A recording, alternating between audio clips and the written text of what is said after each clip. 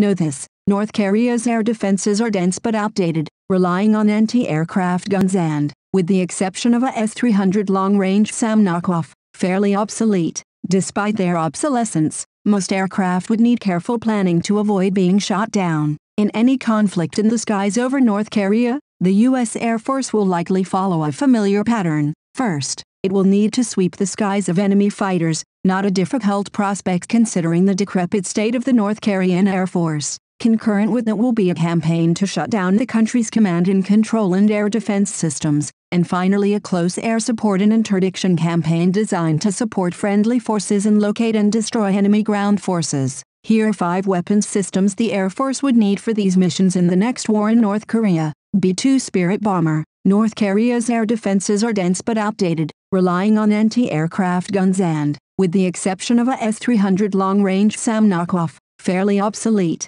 Despite their obsolescence, most aircraft would need careful planning to avoid being shot down. The B-2 Spirit Bomber, being stealthy, would have relatively little to fear from North Korean defenses. The B-2's combination of stealth, payload, and range would make it one of the first weapons to be used early in a war scenario. Chasing down the DPRK leadership. Uncertainty over where the leadership may try to hide could necessitate flying over large swathes of the country, and a stealthy bomber could also prevent neighboring countries from giving Pyongyang advance warning of their approach. One arrow in the B-2's quiver that makes it particularly relevant is the Massive Ordnance Penetrator, or MOP. The 20-foot-long, 30,000-pound bomb can reportedly penetrate up to 60 feet of concrete or 200 feet of earth, making it the most effective non-nuclear weapon against North Korean underground facilities. A B-2 bomber can carry 2 MOP bombs at once. KC-135 Stratton and Kerr. The distance between North Korea and U.S. bases on Okinawa,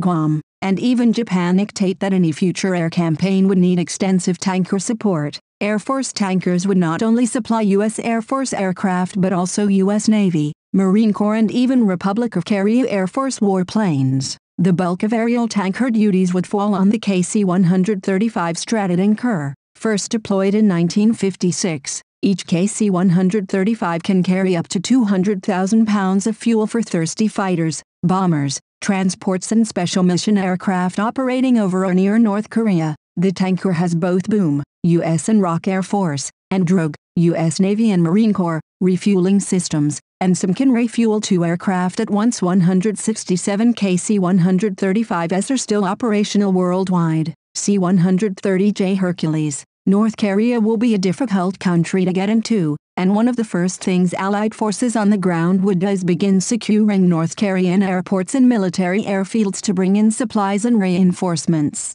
These facilities could sustain destruction in a war that might prevent most aircraft from using them until Air Force Red Horse engineering units arrive to repair the damage. The C-130J Hercules' ability to conduct relatively short takeoffs and landings, as well as operate from unimproved surfaces such as hard-packed dirt and gravel, make it an excellent candidate for operating from airstrips near the front lines. In production for more than half a century, the latest J version can carry up to 18 tons of cargo. Alternately, the C-130J can carry 128 combat troops, 92 paratroopers, or up to 74 liters in the Air Evacuation Medical role. F-16C Fighting Falcon. A second Korean conflict would require a multi-role fighter capable of close air support and interdiction tasks. The nature of the North Korean air defense threat, largely comprised of outdated fighters and air defenses, means a 5th-generation fighter is useful but not essential to prosecuting the war in the air. A 4th-generation fighter capable of quickly switching from air to air to air to ground roles in the same mission,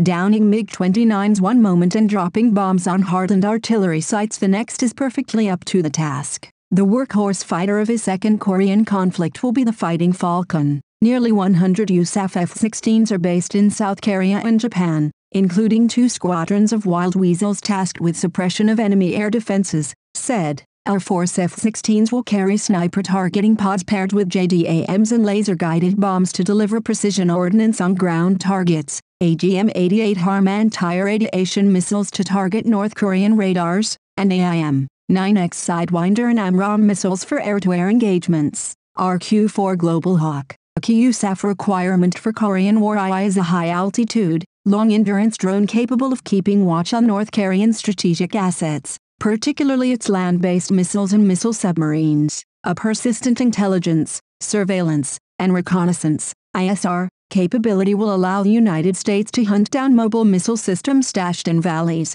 hillsides, and built-up areas, handing off targeting information to other forces. The RQ-4 Global Hawk is ideally suited to the role. Capable of flying for more than 34 hours, Global Hawk could fly from airfields as far away as Guam, spend half a day over North Korea, and go home again, freeing up tarmac space and closer air facilities. Global Hawk's ability to conduct surveillance day or night is a major plus, and its unblinking gaze will be invaluable in tracking enemy movements. Another less well-known feature that will be important over North Korea, Global Hawk's Battlefield Airborne Communications Node, BACN, will provide a secure communications link between troops on the ground and close air support aircraft.